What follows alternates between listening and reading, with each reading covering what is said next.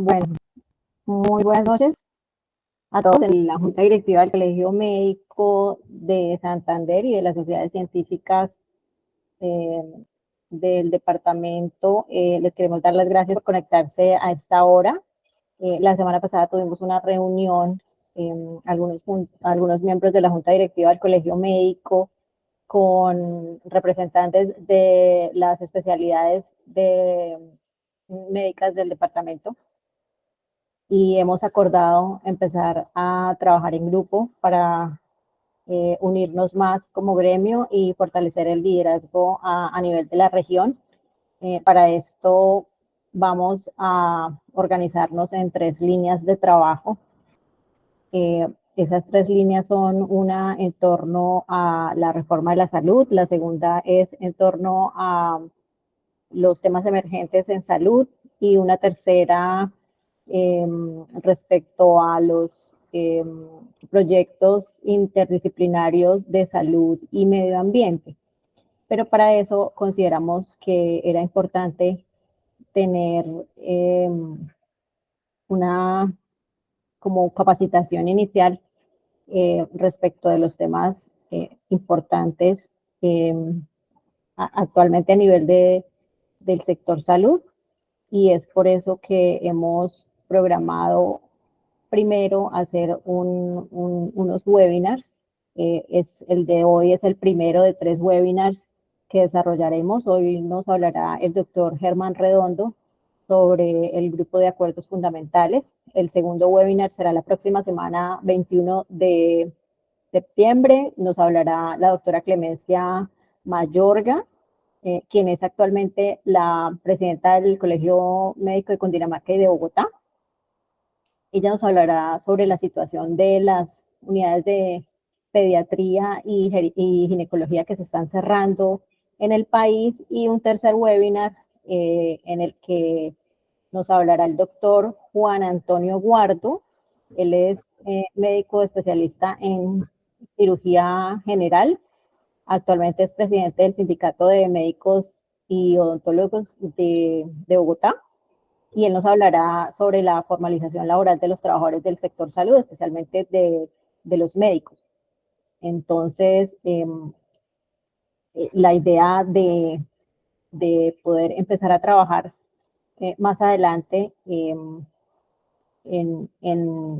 beneficio pues del fortalecimiento de liderazgo y de la unión gremial, no sin antes pues como ponernos al día y enterarnos de lo que está aconteciendo actualmente en el sector.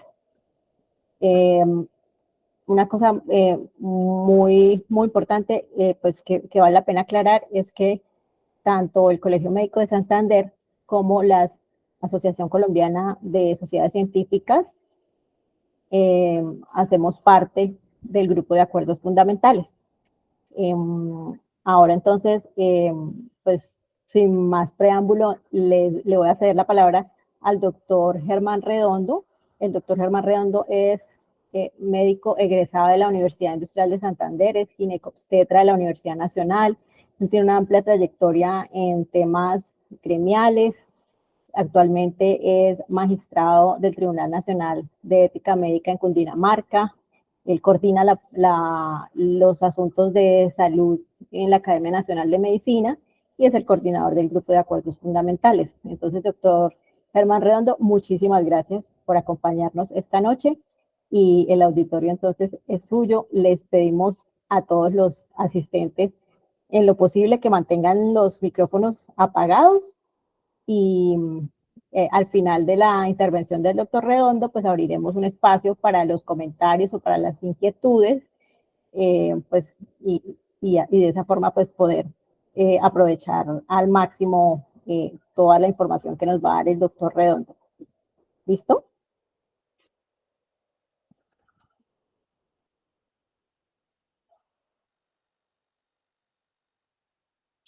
Doctor Redondo.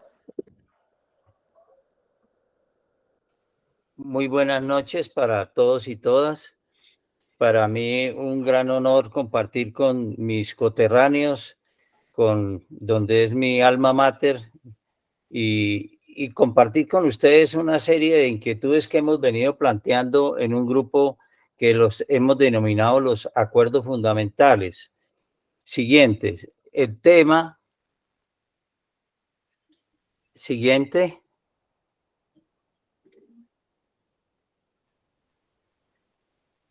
Es que yo no lo puedo adelantar. Otra. Siguiente.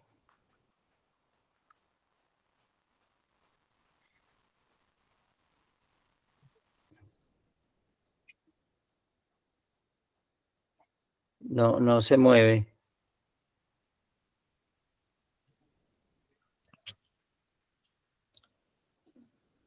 Yo ahí estoy moviendo las diapositivas. ¿No se están moviendo? No, está quieta. Ok, permítame, voy entonces a revisar porque acá se están moviendo. En la pantalla se quedó en la primera diapositiva. Ok, no, acá se Yo está creo que si le moviendo das modo de presentación sea normalmente. más fácil. Se movió. Ya le... Se saltó varias. Pasa a la segunda, a esta. Eso está muy raro porque no me... Mm.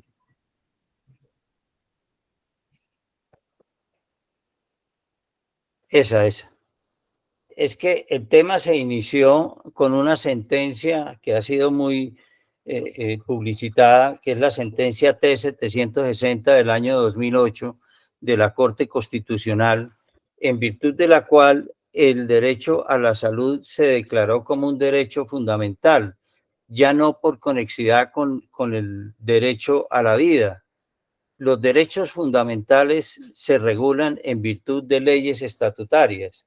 Entonces, por eso siguiente, la Academia Nacional de Medicina convocó en ese momento, estaba presidida por el profesor Fernando Sánchez Torres, y convocó a lo que en su momento se denominó la Gran Junta Médica Nacional. Esa Gran Junta Médica Nacional estaba constituida por las instituciones médicas de carácter nacional de todo el país.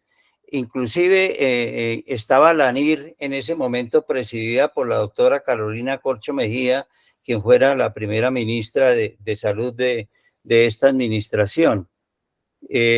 Siguiente, creo que no están rodando, pues yo voy a seguir para no obstaculizar más. La Gran Junta Médica Nacional se dio a la tarea de elaborar un proyecto de ley estatutaria, que fue el proyecto de ley 209 del año de 2013. Ese proyecto de ley presentado directamente al presidente de la República, en ese momento el doctor Juan Manuel Santos. Al doctor Juan Manuel Santos le gustó muchísimo el proyecto de ley y sin hacerle ninguna modificación, él personalmente lo presentó en las comisiones primeras de Cámara y Senado con mensaje de urgencia. Eso dio origen a que el proyecto de ley 209 se tramitara y se fuera aprobado en el Congreso de la República.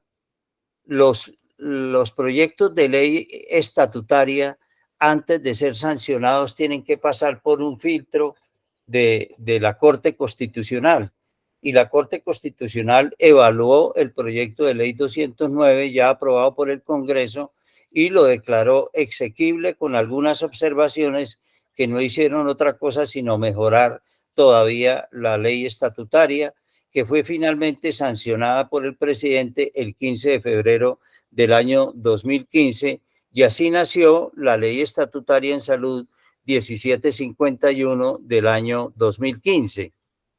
No obstante todo ese trámite, que no fue un trámite fácil, en el cual participó activamente un médico santanderiano muy conocido por ustedes en ese entonces, y ahora todavía presidente nacional de ASMERA, el doctor Pedro Contreras Rivera.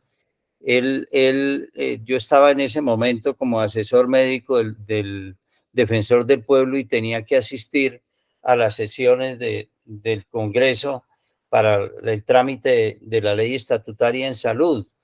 Y él y el doctor Carlos Francisco Fernández, Jaime Calderón Herrera, otro médico santanderiano, estuvieron muy activos en la participación para que se diera aprobación de la ley estatutaria en salud.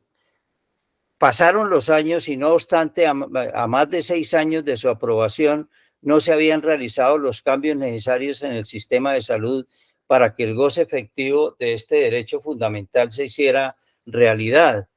Entonces, la Academia Nacional de Medicina, en ese momento presidida por otro médico santanderiano, el doctor Germán Gamarra Hernández, citó nuevamente a través del Comité Legislativo que yo coordino a la Gran Junta Médica Nacional, pero en ese momento ampliada. Se amplió a los profesionales de la salud y en este momento el grupo de acuerdos fundamentales está constituido por 19 organizaciones, entre ellas está, como bien lo decían ahora, la Asociación Colombiana de Sociedades Científicas y el Colegio Médico de Santander.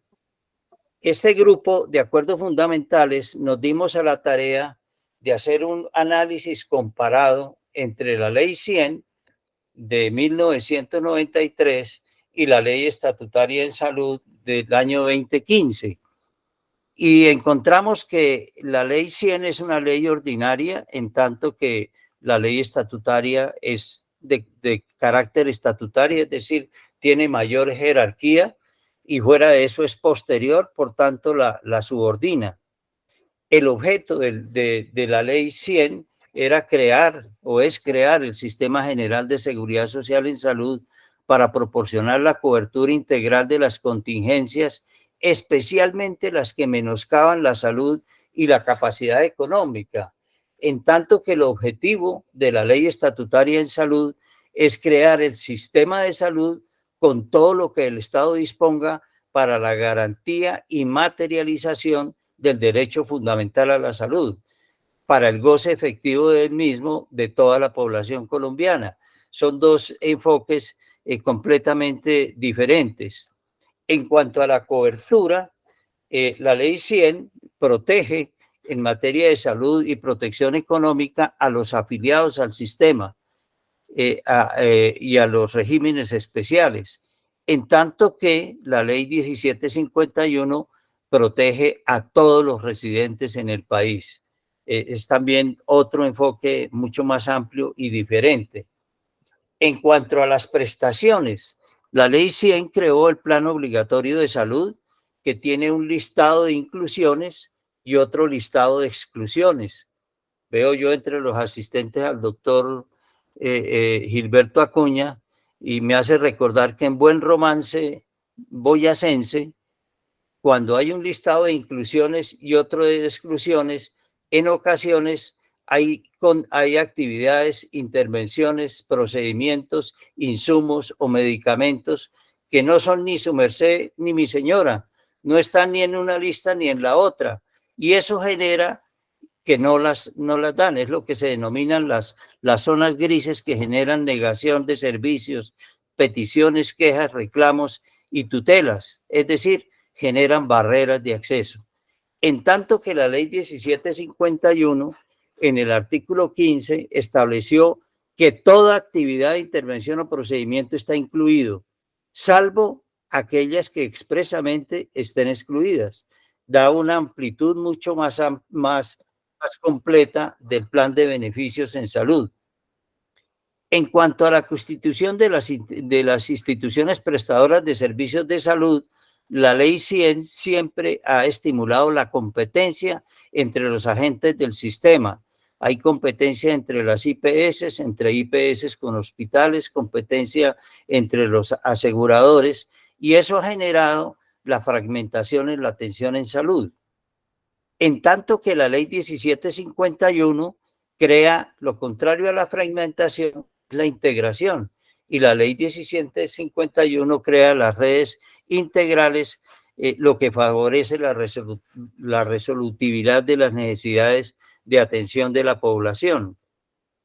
Y un punto muy importante que todas las instituciones médicas de la Gran Junta Médica defendimos en el Congreso de la República, que dio origen al artículo 17, es la autonomía de los profesionales de la salud para adoptar decisiones sobre el diagnóstico y el tratamiento de las personas puestas bajo nuestro cuidado.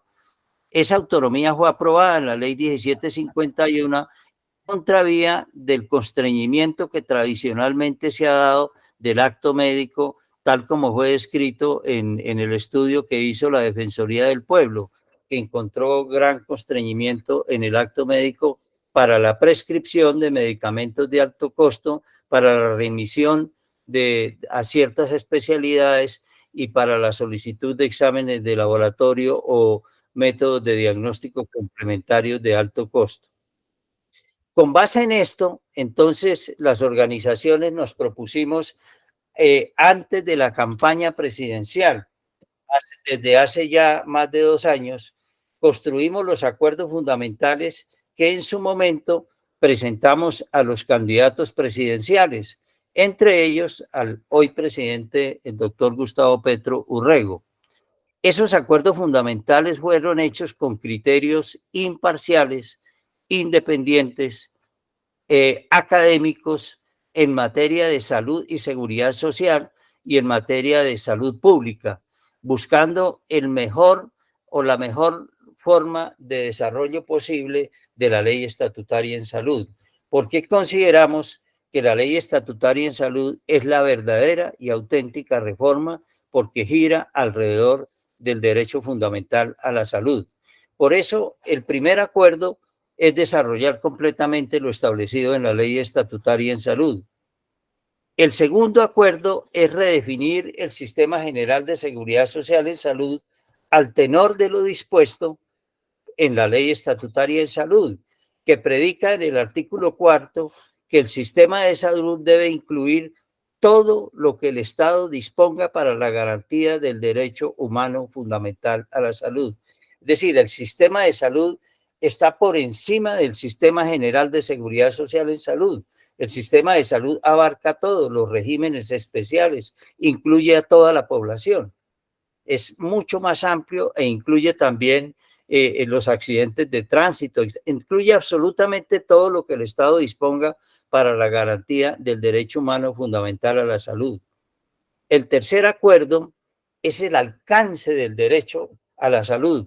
¿Hasta dónde llega? Porque eso fue algo que se ha discutido muchísimo en el Congreso de la República. Y nosotros, tomando lo que dice la sentencia C-313 de 2014, en virtud de la cual se declaró la exequibilidad de la ley estatutaria en salud, la sentencia, cuando se habla del alcance del derecho fundamental a la salud, recuerda lo que dice el parágrafo del artículo 334 de la Constitución Política, y en referencia al alcance del derecho a la salud, al interpretar el presente artículo, en ninguna circunstancia autoridad alguna de naturaleza administrativa, legislativa o judicial podrá invocar la sostenibilidad fiscal para menoscabar los derechos fundamentales, restringir su alcance o negar su protección efectiva. Es decir, es muy claro que predomina el derecho, así como, por ejemplo, en materia de justicia, a nadie le pueden negar la justicia porque no hay plata para pagarle al juez. Lo mismo, a nadie le pueden negar una atención en salud porque eventualmente no haya plata para pagarle al hospital o a la clínica. El cuarto acuerdo se refiere a la rectoría del sistema de salud. Nosotros siempre hemos defendido que la rectoría esté en manos del Ministerio de Salud y Protección Social. Además, así está en la Constitución Política. Pero creemos necesario que se constituya el Consejo Nacional de Salud. El Consejo Nacional de Salud, que debe ser tripartita y debe ser la dirección del sistema. Ese Consejo Nacional de Salud ya está incluido en el artículo 31 del proyecto de ley 339 de 2023 que hoy se debate en segundo debate en la plenaria de la Cámara de Representantes. Y está constituido, como nosotros lo planteamos, de manera tripartita, también con los consejos territoriales de salud, y allí hay representación de la academia, de las sociedades científicas, de los colegios profesionales y lógicamente del gobierno, del Estado, de los empleadores, de los empresarios, de los trabajadores y de los usuarios, como debe ser.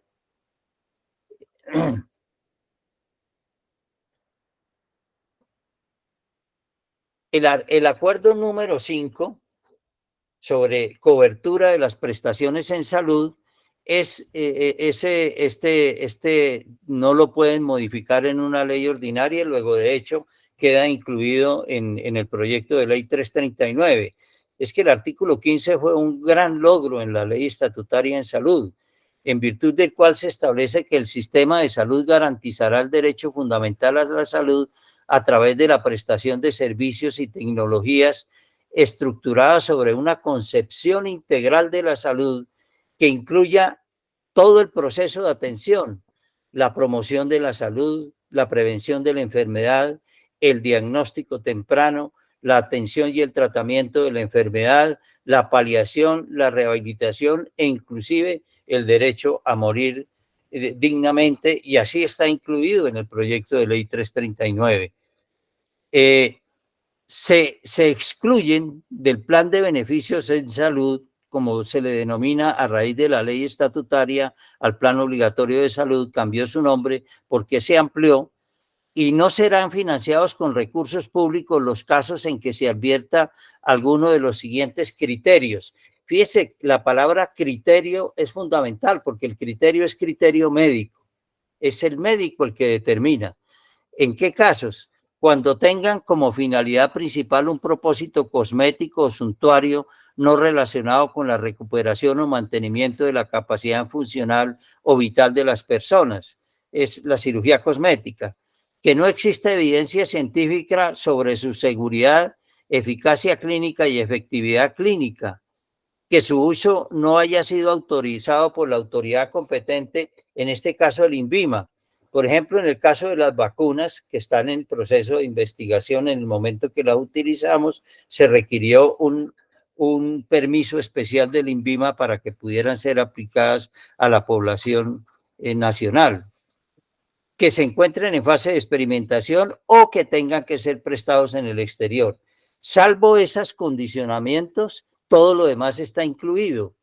Y estos condicionamientos incluso pueden ser tutelables, tienen derecho al derecho de amparo, valga la redundancia.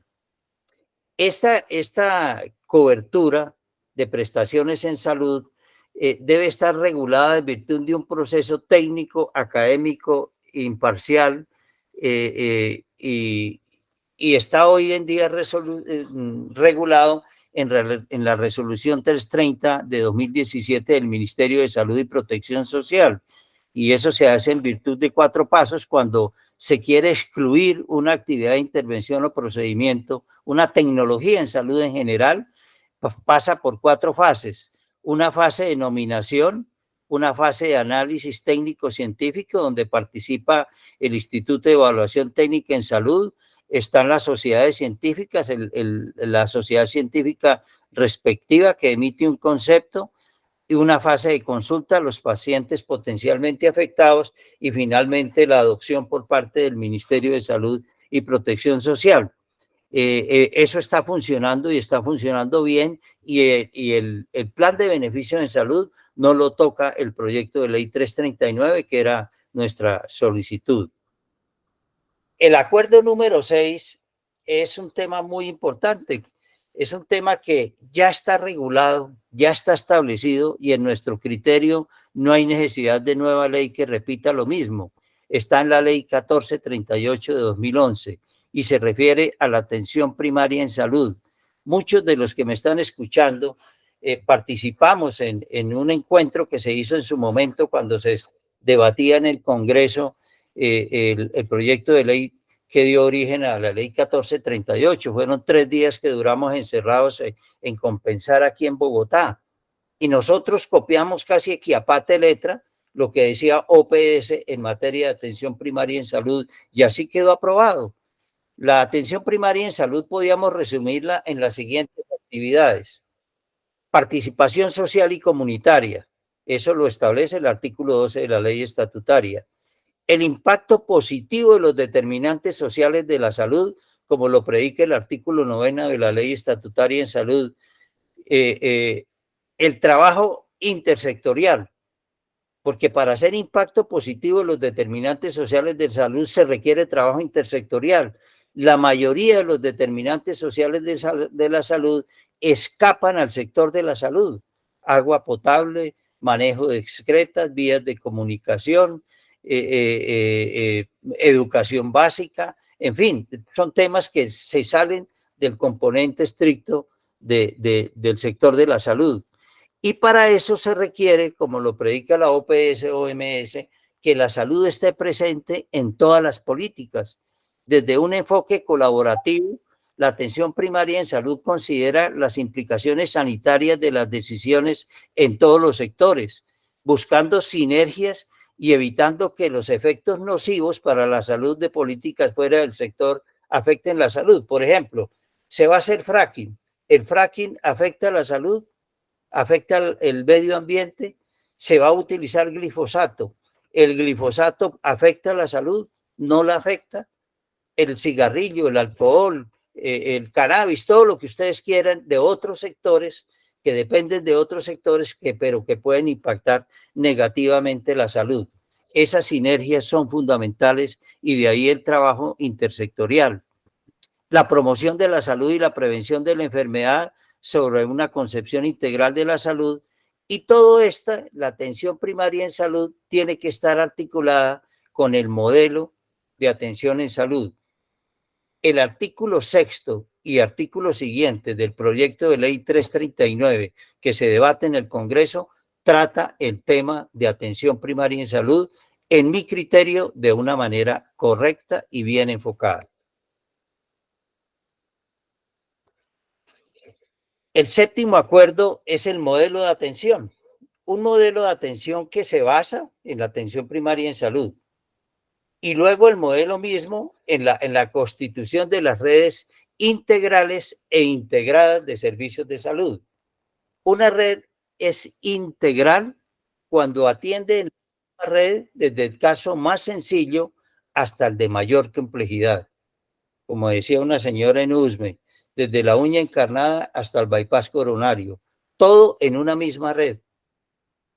Y es integrada cuando tiene una unidad administrativa. Está constituida por el primero, segundo, tercer nivel, y todos tienen, y no importa que sea público, privado o mixto, pero tienen una unidad administrativa. En lo posible, entonces, las redes van a ser resolutivas dentro de su propia red. Y el paso del primero al segundo nivel es como si pasara del primer piso al segundo piso del Hospital Ramón González Valencia, Hospital Universitario de Santander hoy en día. Entonces, esa integración facilita la resolución de los problemas. Contarán con equipos multi e interdisciplinarios resolutivos dirigidos por un médico que visitarán los hogares en los territorios o regiones previamente definidas. Esto también está en la ley 1438 de 2011, incluidos los equipos básicos interdisciplinarios de salud. Nosotros decimos que no se requiere nueva ley, pero si la quieren poner no importa, lo importante es que real y efectivamente se haga y se ejecute. Y para lo anterior, como lo predica el artículo 19 de la ley estatutaria en salud, se requiere un sistema único de información en salud, que el proyecto de la ley lo llama SPUI, Sistema Público Único de Información en Salud. Ese es un proyecto que nosotros avalamos, que compartimos, pero que somos conscientes que su desarrollo es muy complejo, que necesita una transición de largo plazo y que es muy costoso. Pero ya hay una ley aprobada previamente, que es la ley 1520 de 2020, que es la historia clínica sistematizada e interoperable. así como hay normas que ya permiten, y ustedes lo saben, y se desarrolló ampliamente en la pandemia, la medicina a distancia. Todo eso forma parte del modelo de atención integral y está incluido dentro del proyecto de ley 339 de 2023, ponencia para segundo debate. En ese modelo de atención tuvimos discrepancias con el proyecto de ley original de la doctora Carolina Corcho. ¿Por qué razón? Porque nosotros hablamos de redes integrales e integradas, y así lo decía el proyecto, pero inicialmente habían planteado 7 tipos de redes diferentes. Entonces no eran ni integrales ni integradas, porque eran 7 tipos de redes y para pasar de una red a otra se necesitaba una autorización. Luego lo bajaron a 4 y pues gracias a la gestión del grupo de acuerdos fundamentales que nos reunimos con el ministro, entendieron que el concepto de integral e integrada, y hoy en día está en un solo bloque, está los centros de atención primaria en salud y el nivel complementario formado por el segundo y el tercer nivel, pero hay integración con el primer nivel. Hay un tema que también nosotros compartimos y es novedoso en el proyecto de ley 339. No lo habíamos incluido en los acuerdos fundamentales, pero en la discusión reciente que estamos haciendo, compartimos el siguiente hecho, y es el presupuesto de los centros de atención primaria en salud, o sea, el primer nivel de atención, es un presupuesto estándar con subsidios de oferta incluso para los CAPS privados. Eso es una novedad muy importante. Nunca se ha financiado con subsidios de oferta a un prestador privado. Es decir, la atención primaria en salud y los centros de atención primaria en salud, según el proyecto de ley, irán con financiación de recursos de oferta.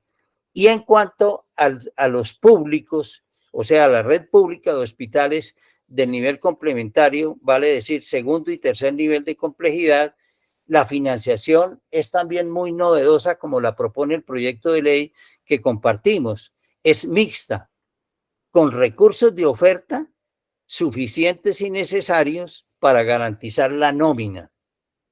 Y los demás gastos será por venta de servicios que pagará la ADRES con giro directo. Eso es un sistema que nos parece viable, que nos parece importante, y así está planteado en los artículos 38 y 39 del proyecto de ley en comento. El acuerdo número 8 se refiere al fortalecimiento de la red pública de servicios. La red pública debe ser fortalecida en todo el territorio nacional, estructurada como la columna del modelo, financiada con recursos del orden nacional, distrital, departamental y municipal que garantice la sostenibilidad fiscal, tal como se propone en un sistema mixto de oferta y demanda.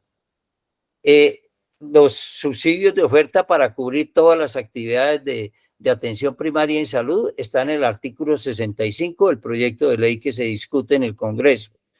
Los sistemas de salud diferenciados, es decir, nosotros consideramos que la mayoría, si no la totalidad de los antiguos territorios nacionales requieren un sistema de salud diferenciado, como Guajira, Chocó, Guainía, Caquetá, que requieren prácticamente subsidios de oferta porque allá no llegan las EPS. Y así lo establece la ley estatutaria en salud en el artículo 24. Nosotros planteamos desde el principio un plan de equipamientos en salud que incluye la construcción de nuevos centros hospitalarios y su dotación o la modernización de los existentes. Ese plan de equipamientos en salud, así con ese mismo nombre que nosotros propusimos hace más de 2 años, está en el artículo 47 del proyecto de ley 339 que se debate en el Congreso. Hicimos otra propuesta que no ha sido hasta ahora acogida, que es recrear el Fondo Nacional Hospitalario. Quienes me escuchan y pintan canas conocieron el Fondo Nacional Hospitalario, que era una forma de comprar equipamientos, tecnologías a bajo costo por comprar grandes volúmenes y llevarlo a los sitios donde se requieren. y nosotros creemos que sería muy bueno recrear el Fondo Nacional Hospitalario. El acuerdo 9 es para nosotros muy importante, para los médicos y los profesionales de la salud. Es simple y llanamente darle aplicación al artículo 17 de la Ley Estatutaria en Salud, artículo que tanto patinamos en el Congreso cuando se debatía el proyecto de ley 209 que dio origen a la Ley Estatutaria en Salud. Recuerden ustedes que el artículo 17 dice, comillas, se garantiza la autonomía de los profesionales de la salud para adoptar decisiones sobre el diagnóstico y tratamiento de los pacientes que tienen a su cargo. Esto no es una patente de corso, como muchos nos han señalado, especialmente algunas EPS. No, esta autonomía será ejercida en el marco de esquemas de autorregulación, la ética, la racionalidad técnico-científica y la evidencia científica. Este concepto de desarrollo está en el artículo 113 y siguientes del proyecto de ley 339. En términos generales, creemos que está bien redactado, le podemos hacer algunos ajustes y en eso estamos trabajando para ver si se precisa mejor el concepto, pero ya está incluido en el proyecto de ley desde el proyecto de ley original de Carolina Corcho. Cuando exista ya plena autonomía, no se requieren autorizaciones administrativas.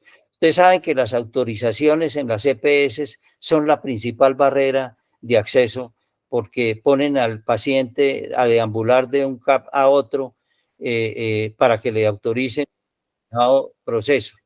Y que nosotros consideramos que la orden médica debe ser la autorización administrativa precisamente en ejercicio de la autonomía profesional. Luego tenemos el acuerdo 10, también de fundamental importancia para los trabajadores sanitarios. Es el desarrollo del artículo 18 de la Ley Estatutaria en Salud, el respeto a la dignidad de los profesionales y los trabajadores de la salud. Este acuerdo lo trabajamos durante más de 2 meses. Lo trabajamos muchísimo porque hay mucha preocupación por parte de sociedades científicas, de SCARE, de los colegios médicos que participan allí, de la federación, etcétera, de todo el mundo. Y básicamente lo que decimos nosotros es lo siguiente. En cumplimiento de los artículos 25 y 53 de la Constitución Política y del artículo 18 que acabé de leer de la Ley Estatutaria en Salud, se tiene que garantizar condiciones laborales del personal sanitario que garanticen estabilidad, seguridad y continuidad laboral para todos los trabajadores del sector de la salud. Y para efecto, nosotros proponemos que haya un régimen laboral especial. Inclusive propusimos con nombre propio un estatuto de personal para los trabajadores de la salud que será concertado. Esto sí requiere una ley y una ley aparte. Se puede hacer a través de una facultad regulatoria que lo dé la ley para que en un plazo determinado el ministerio lo regule, pero siempre y cuando sea concertado con representantes del sector. Ese tema está incluido en el artículo 7 del proyecto de ley 339. En el sector privado, lo que pedimos es que los trabajadores sean vinculados bajo las normas del Código Sustantivo del Trabajo. Y tanto las sociedades científicas como SCARE han hecho mucho énfasis y Asosalud han hecho mucho énfasis y ya quedó en el artículo 108 del proyecto de ley, quedó la vinculación de los trabajadores del sector salud especialistas, para que los especialistas puedan de manera excepcional, porque la regla general es que se prohíban las órdenes de prestación de servicios y la tercerización laboral. Esa es la norma general, pero a manera de excepción, en algunos casos particulares de especialistas, se permite esa vinculación. Es algo que ya está y lo tenemos inclusive redactado en el artículo 108 del proyecto de ley que se debate en el Congreso.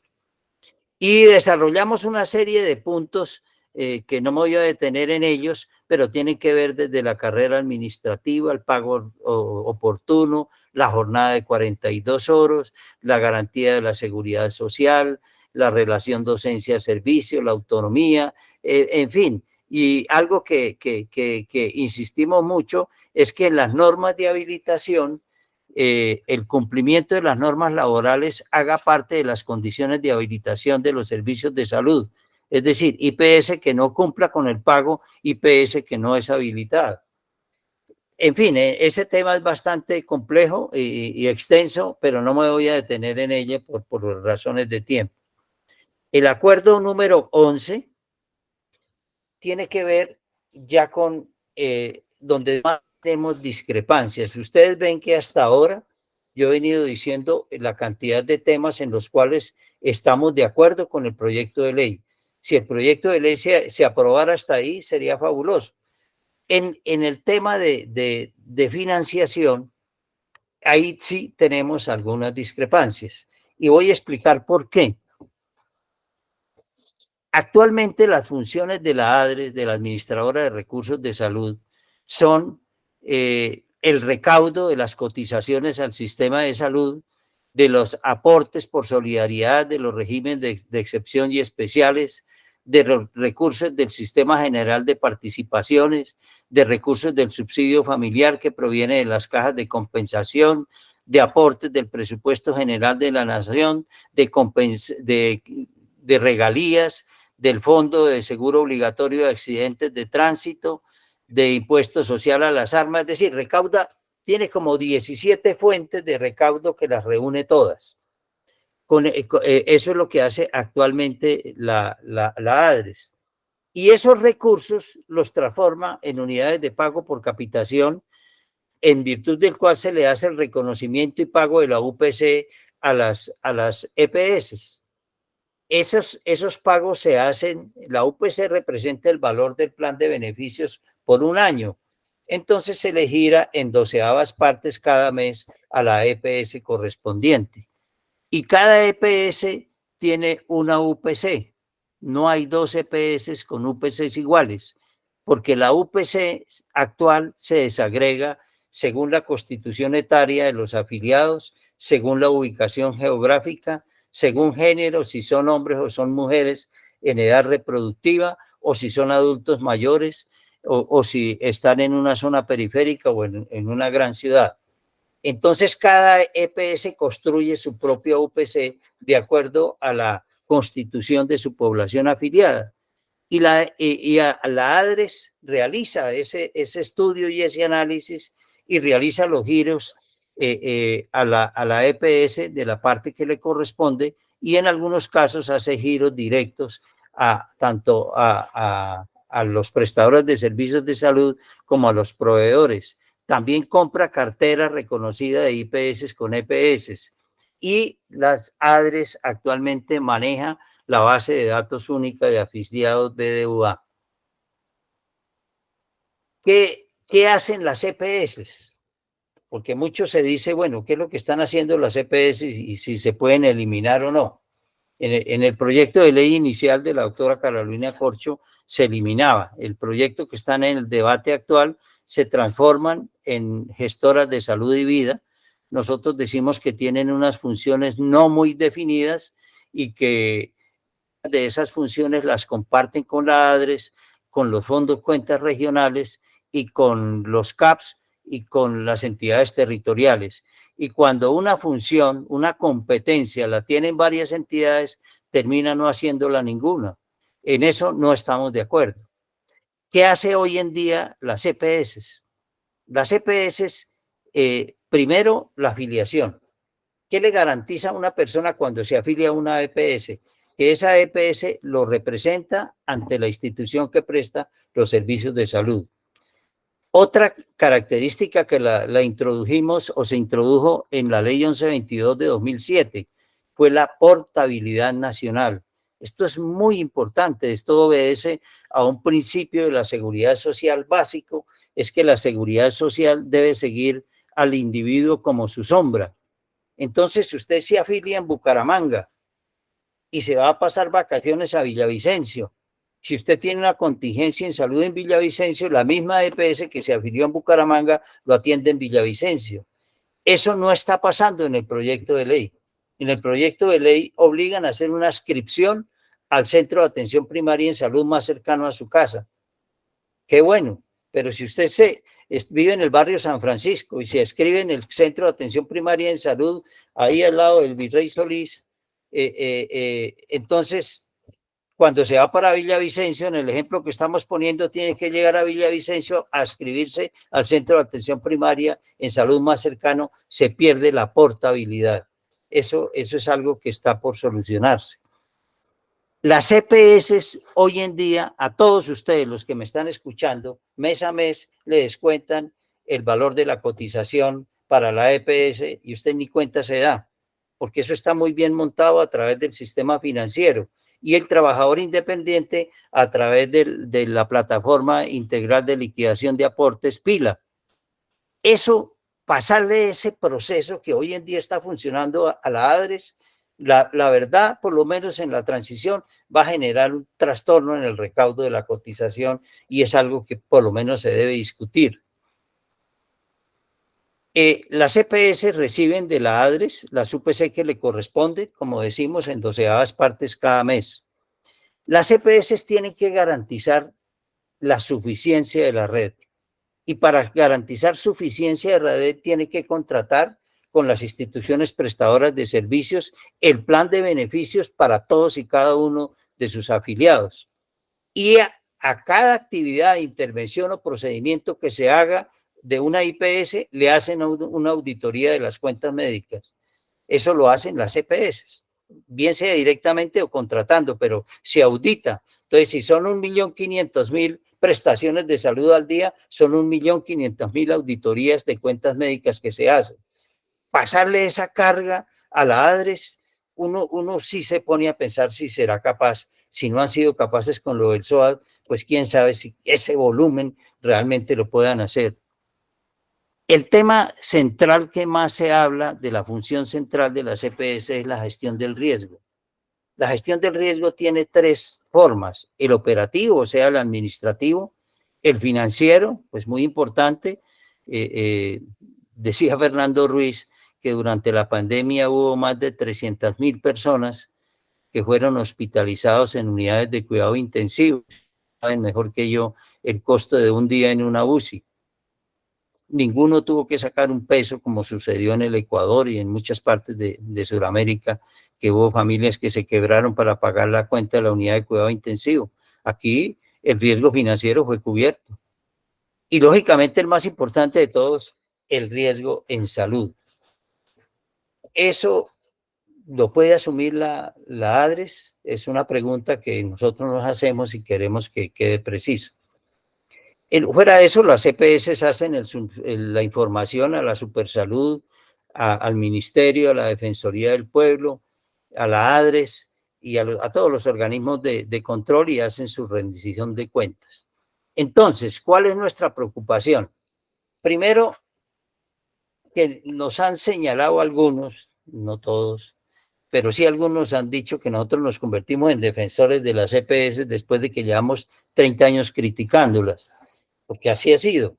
No, es que no se puede confundir. Nosotros estamos defendiendo el modelo de aseguramiento. Y el modelo de aseguramiento no son las EPS, o no son solo las EPS. El concepto de aseguramiento es mucho más amplio.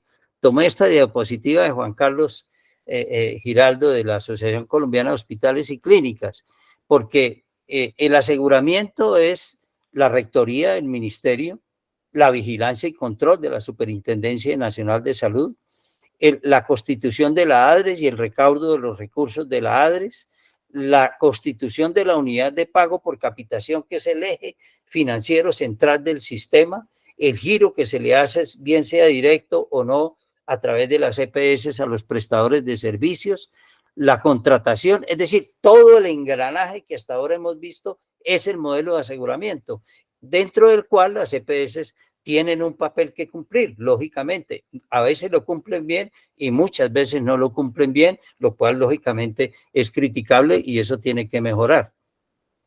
Esta diapositiva sí me gustaría, no sé si la tenemos la están viendo, es una diapositiva que dice de EPS a gestoras. Sí, todas las diapositivas se han estado ¿Sí? ya colocando, sí.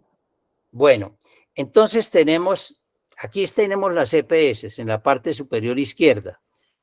Con la reforma, pues se van algunas a liquidar, otras a marchitar y otras se convertirán en gestoras con funciones restringidas. En el otro extremo tenemos la ADRES, todavía con unas funciones que está desempeñando, algunas con dificultad, pero hay que tener un proceso que le lleve al fortalecimiento para que asuma un montón de funciones como el giro directo. El solo ADRES asuma el giro directo es ya una competencia supremamente compleja. Entonces tiene que tener un proceso de fortalecimiento bastante intenso.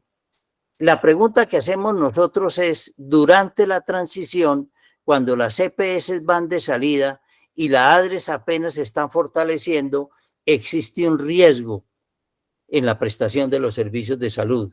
Porque reitero, las EPS van de salida y la ADRES todavía no ha asumido esas competencias. En esa transición que no sabemos cuánto tiempo, pero nunca será de 2 años como se ha planteado. Eso no se puede hacer en 2 años. Eso es lógico que no se puede hacer. Ese tema es un tema que nosotros cuestionamos y queremos que se aclare y se modifique en el proyecto de ley 339. El acuerdo 11 entonces se refiere a los aspectos financieros y es claro para el grupo de los acuerdos fundamentales que el desarrollo de la ley estatutaria en salud requiere cuantiosos recursos. Mire, solamente atención primaria en salud vale un mundo de plata, pero un mundo.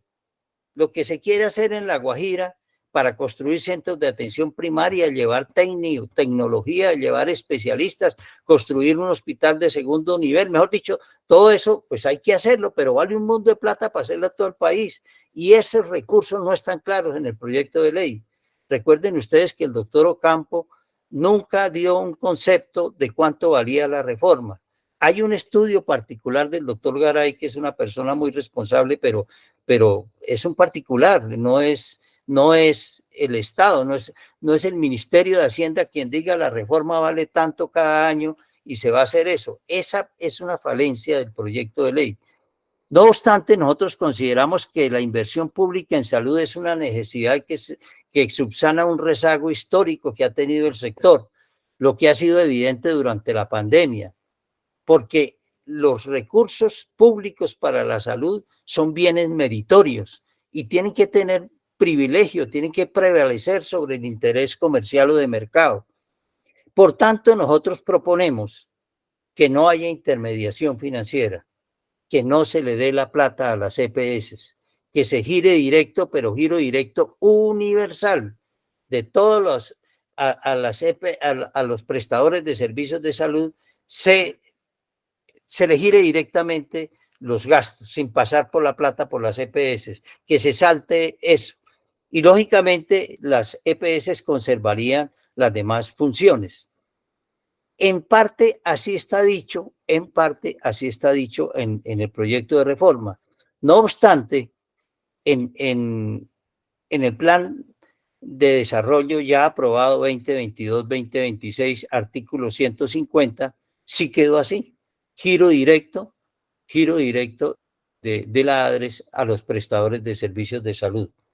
Y no toca para nada las demás funciones de la EPS. Para eso se requiere un fortalecimiento de la ADRES como fondo público único, recaudador y pagador a través de giros directos a los prestadores de servicios. Y nosotros creemos que ese fondo público único debe tener inspección, vigilancia y control de la Superintendencia Financiera y de Salud, porque va a manejar más de 85 billones de pesos. Es un mundo de plata. Nosotros creemos que debe existir un manual tarifario único con todas las variantes posibles, actualizado, concertado con las profesiones e instituciones médicas de cada especialidad. no es posible que a estas alturas todavía estemos contratando con IS 2001. Eso no puede ser. Eso hay que establecer un tarifario actualizado que tenga en cuenta todas las variables posibles de modo, tiempo y lugar donde se presta el servicio. Y se requieren nuevas fuentes de recursos. Reiteramos, la parte financiera de la fuente de los recursos no está muy clara en el proyecto de ley. Y algo que hemos insistido mucho es que la definición de la UPC, tal como está definida ahí, que las gestoras de salud y vida tengan el derecho al 5% del valor de las UPC de su población afiliada y que pueda subir hasta el 8%, nos parece completamente arbitrario. Eso no se puede definir la UPC, que es el eje central financiero del sistema, por regateo.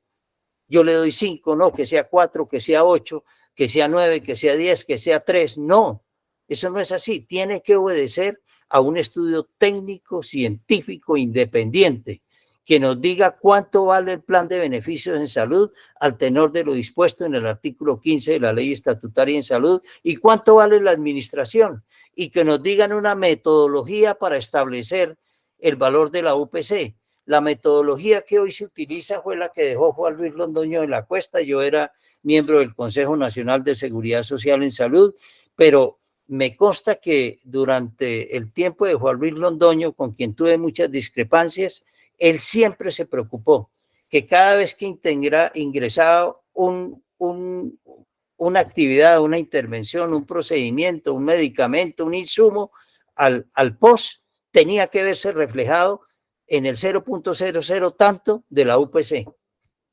Hoy en día no pasa eso. Hoy en día, pues el paso del POS al plan de beneficios en salud fue muy grande y nunca significó un estudio de adecuación del valor de la unidad de pago por capitación. Esto es fundamental. La UPC debe ser definida mediante un estudio técnico independiente. El acuerdo 12 se refiere ya a medidas contra la corrupción. La primera y la más importante, la única que me voy a referir, es que se dé cumplimiento a las medidas existentes. Y la política farmacéutica, hay que actualizar el COMPE 155 de 2012 para impulsar y promover alianzas y mecanismos de producción nacional de vacunas, de medicamentos e insumos y producción básicos en salud. Ya Bogotá está trabajando en ese tema de la producción nacional de vacunas.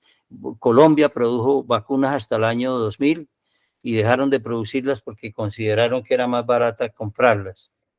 Hemos propuesto declarar exentos de IVA los medicamentos, insumos y tecnologías básicas en el sistema de salud, y lo mismo que promover la seguridad farmacéutica y la provisión de medicamentos, porque muchas veces están escaseando. En fin, en eso tenemos bastantes políticas, pero no me voy a detener. Lo mismo que el último acuerdo, que se refiere al fortalecimiento de la Superintendencia Nacional de Salud. Ese era, en términos generales, pues lo que traía hoy para expresarles a ustedes. Muchas gracias. No sé si quedaron suficientemente confundidos. Sí, doctor, lo suficiente como para seguir profundizando. Y pues no sé si de pronto hay alguien en el público que quiera intervenir o que tenga alguna inquietud para el doctor Germán Redondo. Pueden levantar la mano. La doctora Clemencia levantó la mano. Doctora Clemencia. Muchas gracias a la doctora Sandra, felicitarla por este espacio y bueno, unirme a esta explicación tan juiciosa que ha hecho el doctor Germán Redondo de los acuerdos fundamentales. Solo quisiera resaltar un poco como para enfatizar, porque Germán ya lo dijo, estamos de acuerdo en muchos de los puntos planteados en el espíritu del proyecto de ley que cursa hoy en el Congreso, pero tenemos una gran preocupación acerca de la suficiencia de los recursos en el sistema de salud. Y eso Germán lo mencionaba y solo lo voy a enfatizar. Mientras no tengamos un estudio técnico independiente, autónomo, que nos diga si la UPC actualmente es suficiente, tenemos un envejecimiento de la población. Colombia es un país que tiene un per cápita en UPC de $325 por año por persona, que es bastante bajo, y tiene una inclusión de servicios, afortunadamente, donde prácticamente se incluye todo, como él lo mostró. Entonces, la preocupación que tenemos básicamente es esos recursos, 84 billones de pesos, suena mucho, pero ¿son suficientes o no para lo que hoy Colombia enfrenta? ¿Dónde se están quedando esos recursos? ¿Han oído ustedes la polémica en frente a qué pasa con los recursos de las EPS? ¿Para dónde se han ido? Se han invertido en capital propio para su enriquecimiento, pero también de parte de las IPS, cómo se está regulando el tema. Y quisiera decir que en el tema central, pues nos parece que el proyecto de ley, estando de acuerdo con todo lo que mencionó el doctor Germán, nos genera preocupaciones en cuanto a la suficiencia de esos recursos y el manejo de esos recursos. Hoy estamos pidiendo un estudio técnico autónomo de si los recursos realmente son suficientes para Colombia para atender a toda la población con todas las, digamos, desafíos que representa el perfil epidemiológico, el envejecimiento, las enfermedades crónicas no transmisibles, las nuevas tecnologías, etcétera, etcétera. Y no vemos claro, digamos que hoy en el proyecto de ley ese tema esté abordándose con la suficiente seriedad. Y segundo, pues vemos que además de saber si son suficientes o no y dónde se están quedando los recursos, tanto en las EPS como IPS, además cómo se van a manejar. Entonces parecería un poco, llamémoslo, voy a dar un calificativo un poco superficial, afirmar que simplemente con la eliminación de la intermediación financiera, en lo cual estamos de acuerdo, vamos a tener un sistema de salud donde los recursos alcanzan, donde el manejo sin EPS, sin las auditorías suficientes, sin las capacidades técnicas de la ADRES, vamos a poder garantizar que ese derecho a la salud que hemos conseguido a través de muchas luchas se pueda dar realmente. Ahí está, creo yo, el punto central. Nosotros, como lo dijo el doctor Germán, en acuerdos fundamentales, eh, pues estamos de acuerdo con la eliminación de la intermediación financiera por parte de las EPS, pero lo que no creemos es que eso sea lo único y lo suficiente para garantizar el derecho a la salud en toda la población, en términos de que tenemos unos recursos finitos que tienen que ser bien manejados, que tienen que ser auditados. Abusos de parte de las IPS también existen, ustedes y yo lo sabemos. Creo que hace 2 semanas salió el tema de una IPS que no existe hace 3 años, no me acuerdo en qué región del país era, y que sigue facturando recursos del SOAT, por ejemplo. Entonces, mientras eso no se solucione de una manera seria y profunda, pues vamos a tener dificultades y nuestra preocupación es que si eso no está suficientemente claro, esos recursos se puedan agotar y al agotarse, por supuesto, se va a ver vulnerado el derecho a la salud de toda la población. Entonces ahí hay una diferencia grande, a pesar de que en la mayoría de los puntos estamos de acuerdo con el espíritu de la ley, del proyecto de ley que cursa en el Congreso, pero necesitamos mayor claridad, mayor profundidad, mayor estudio técnico para saber cómo y quién va a tener ese estudio para saber si tenemos con los recursos suficientes, cómo se van a manejar, cómo se van a auditar y cómo vamos a evitar los abusos de parte de cualquiera de los actores del sistema de salud. Muchas gracias, doctora Sandra, y felicitaciones por este espacio. Muchas gracias a usted, doctora Clemencia. Y la esperamos entonces en el próximo jueves para que nos hable del tema del cierre de unidades de pediatría y de ginecología en el país. Gracias, doctora Sandra, y estaré solo adelantarles que este, por ejemplo, es un tema, el cierre de servicios de ginecología y de pediatría, que no aborda esta reforma al sistema de salud. Muchas gracias. Muchas gracias. ¿Alguien más que quiera intervenir?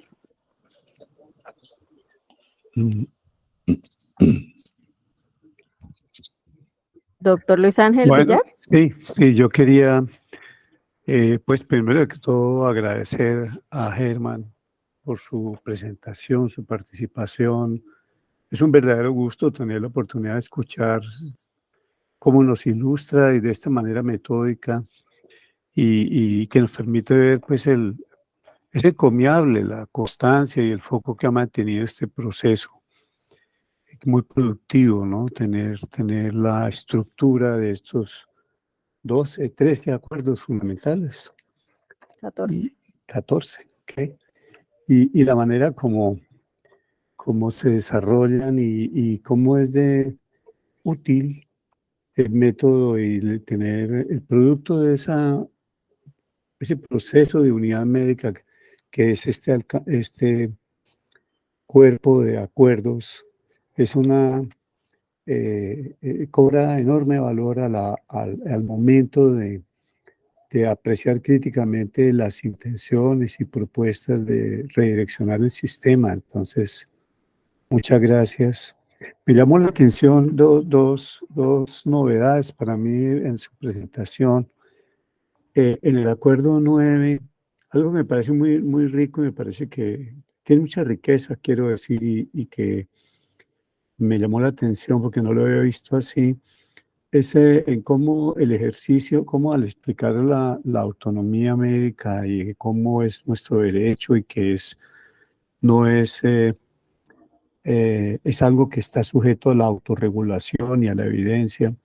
También allí destacó el doctor Herman cómo hay un punto de encuentro entre la autonomía médica y el derecho de las personas a que no se le nieguen servicios a través de las múltiples autorizaciones.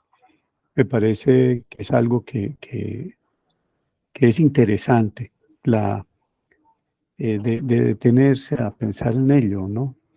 Y también me pareció particular de la presentación de hoy en el acuerdo 10 en cuanto a las condiciones laborales del sector, la mención que hacía el doctor Redondo sobre el artículo 108 de la vinculación de trabajadores, qué formas esté tomando la vinculación de las especialidades médicas. Esto porque pues el tema de la formalización requiere tener en cuenta la opinión de los médicos. Y cómo está ese proceso es algo que de verdad sería interesante conocerlo. Ustedes saben, hay una expresión pública de los ministros de Salud y de Trabajo en visita reciente a Bucaramanga, en la que anunciaron algo que denominaron piloto, como el plan de tomando al Hospital Universitario de Santander como un modelo para el mismo. Allí hay pues cientos de médicos especialistas, y este es un tema de alto interés. Pero de nuevo, gracias y pues por la pedagógica presentación. A continuación, levantó la mano el doctor Gilberto Acuña. Gracias, doctora.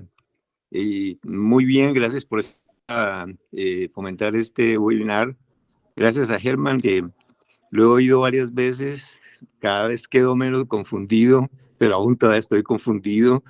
Y pues que es muy clara y a veces como confundido y preocupado.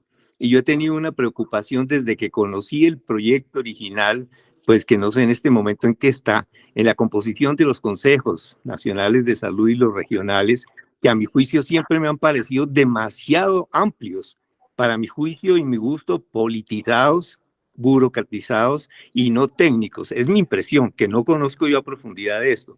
Entonces quisiera preguntarle al doctor Redondo si en este momento en lo que está avanzando el proyecto de ley han cambiado, puesto que a mí personalmente me parece que esos equipos tan extensos cuestan dinero reunirlos, cuesta mucho dinero reunirlos a nivel local, y que tanto está respondiendo a una serie de necesidades sentidas que obviamente las compartimos, pero que de pronto no tengan un desarrollo técnico con el aporte científico de gentes que hay epidemiólogos y saludistas muy capacitados para poder ver esas realidades del país.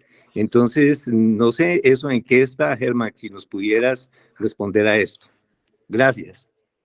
Gracias, Gilberto. Cordial saludo. Pues ese tema ha evolucionado. Es que realmente ya van 6 versiones del proyecto de ley 339. La primera versión, dijéramos la versión Carolina Corcho, evidentemente, como usted lo señala, era un Consejo Nacional de Salud constituido por 40 personas, que más asesores y todo, pues era una multitud. Pero fuera de eso, nosotros lo objetamos porque el gobierno estaba en completa minoría, eran 5 participantes del gobierno y 35 de distintas entidades. Eso no es deseable porque el gobierno pierde la rectoría y el gobierno tiene, independientemente del gobierno que esté, pues el gobierno tiene que tener un manejo sobre el Consejo Nacional de Salud. Luego, por insinuación del partido de la U, se modificó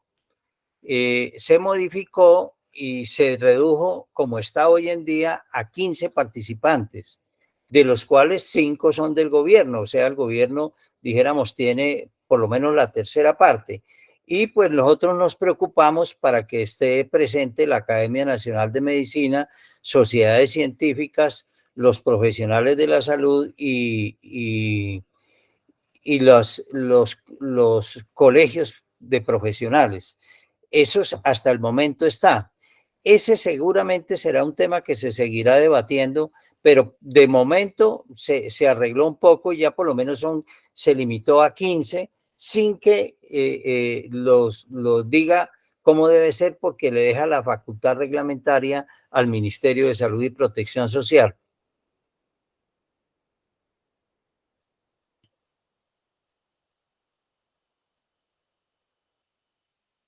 Bueno, ahorita está también levantando la mano el doctor Pedro Silva. Doctor, le cedo la palabra. Gracias, buenas noches. No, quería referirme un poquito, ya que viene después un tema sobre la parte de los servicios de ginecología y pediatría, y tal vez esto hace parte de lo que estaban discutiendo del valor de la UPC, porque tradicionalmente son servicios que se han pagado mal. Y nosotros venimos de atención de partos desde parteras hasta ahora que prácticamente exigen que sea especialista, pero los recursos no fluyen en la proporción que deberían ser. Y entonces uno ve atenciones muy dispares en el país, muchos sitios donde todavía, por ejemplo, ni siquiera se paga la analgesia obstétrica porque las EPS no pagan eso dentro de los contratos. Entonces no es factible que todavía a la materna no se le garantice la mejor forma de atención de su parto. Por eso ahí hay algo que está mal calculado el pago por esos servicios, o las IPS están mintiendo, pero alguien no está diciendo la verdad y por eso se están cerrando las unidades. ¿Por qué? Porque se volvieron servicios que no son costo efectivos para las IPS. Eso creo que es un problema que hay que discutirse y hay que mirar tarifas, porque uno mira y las tarifas que se pagan a los ginecólogos, por ejemplo, por un parto, por una cesárea, son irrisorias. Y la contratación de los médicos del sector salud para esos servicios usualmente son OPS y son contrataciones malas. De manera que las IPS dicen que es que no es rentable, que las EPS no pagan. Entonces, habría que dar un debate ahí a nivel nacional porque la cosa está reventando y obviamente la ley cada vez es más exigente en cuanto a la responsabilidad civil del prestador de salud en esa área. Las demandas son bien importantes, pero los recursos no fluyen en la misma proporción. Entonces creo que ese es un tema interesante que se debata porque me parece que o no está financiado esa parte bien, la UPC para ese servicio, o sea, el dinero que se gira no es suficiente o algo sucede. Pero de todas formas, yo creo que esa es la explicación de por qué se están cerrando servicios de obstetricia y de pediatría en el país, porque al parecer el dinero no alcanza para atenderlos como debe ser. Ese tema ha venido cogiendo fuerza y hay que hacerle mérito y honor a la actividad que ha venido desempeñando la Sociedad Colombiana de Pediatría, SICOLPED, que es el sindicato de pediatras a nivel nacional, y el Colegio Médico de Cundinamarca y Bogotá, presidido por la doctora Clemencia Mayorga, que realmente ha insistido mucho en el tema. Ayer, en el foro nacional que organizó el Ministerio de Protección Social, se tocó el tema en uno de los paneles y se habló de tres entidades, tres que son pediatría, ginecología y obstetricia, más que todo obstetricia, y salud mental, que es el otro campo donde dijéramos se cierran servicios y se traduce en desatención a la población. Se ha venido hablando, no todavía está en el proyecto de ley, pero dijéramos lo que yo he podido captar y que me parece que eventualmente sería una salida, porque primero tiene que haber una política pública detrás de eso que fomente la atención pediátrica, obstétrica y de salud mental. Pero se ha venido hablando que así como se plantea que los CAPS tengan subsidio a la oferta y que el segundo y el tercer nivel tenga un sistema mixto, eventualmente se podría pensar en subsidio a la oferta, por lo menos parcial, de los servicios de pediatría, obstetricia y salud mental, como para, dijéramos, asegurar un poco el tema de la costo-efectividad que el doctor Silva muy bien nos acaba de plantear. No es solamente el tema del recurso financiero, pero sí es, sin recurso financiero no hay atención. Entonces hay que buscarle una salida y desafortunadamente todo eso implica recursos económicos que hay que tratar de direccionar. Ese será tema de hoy en 8 días, ¿no, Sandra? Así es, así es. Bueno, no sé si hay alguna otra persona quiera intervenir o damos entonces por terminada la reunión del día de hoy, pues no sin antes agradecerle muchísimo al doctor Germán Redondo por su amplia explicación y pues por estar siempre disponible de la mejor forma para todo lo que por acá necesitamos. Con muchísimo gusto y muchas gracias por la invitación y un saludo fraternal a mis paisanos, coterráneos, amigos, compañeros y colegas. Bueno, muchas gracias a todos entonces por acompañarnos. Gracias. Buenas Hasta noches. luego. Muchas gracias. Buenas Gracias, noches. Buenas noches para todos. Muchas gracias. Buenas noches.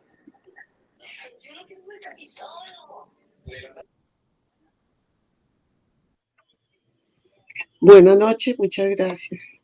Bueno, Sandra, muchas gracias por la invitación y nos seguiremos viendo en acuerdos fundamentales. Listo. Gracias, doctor. Chao, chao. Okay, chao. Chao, Germán. Chao.